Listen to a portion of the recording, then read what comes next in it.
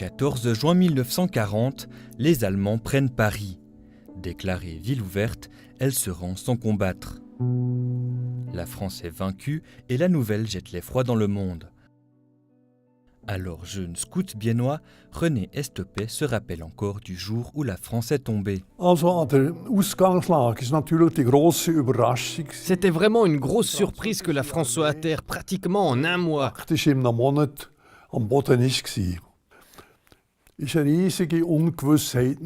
Après, on était vraiment dans l'incertitude. C'était une période où l'on ne savait plus vraiment ce qui allait se passer.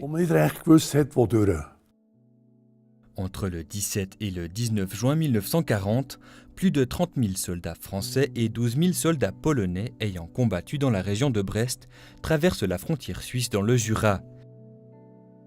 Ils fuient l'armée allemande.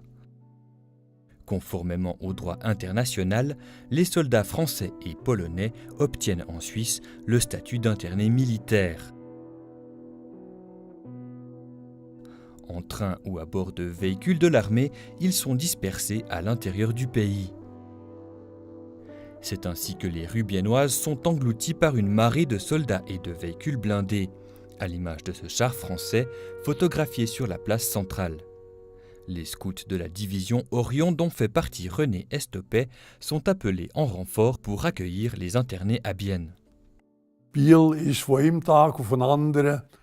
est devenue du jour au lendemain une ville garnison.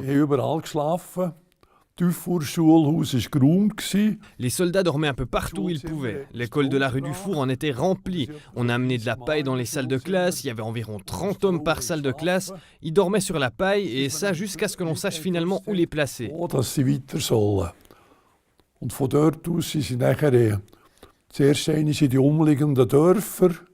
Ils ont été déplacés dans les villages alentours, Kapellen, Teufelen. Ils ont déplacé les Spahis à Teufelen. C'étaient des cavaliers marocains, ils étaient très colorés. Arrivés en Suisse avec les soldats français et polonais, les Spahis étaient des soldats montés venus du Maroc, alors sous protectorat français. Ces derniers séjournent à Teufelen. À plusieurs reprises, ils donnent des représentations au bord du lac de Bienne. Pendant qu'ils étaient stationnés à Teufelen et Ipsach, les Spahis faisaient des démonstrations.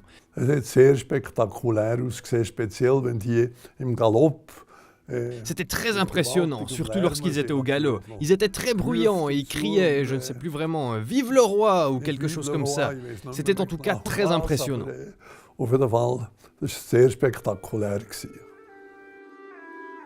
Les soldats français peuvent rapidement rentrer au pays. Les Polonais, eux, n'ont pas cette possibilité.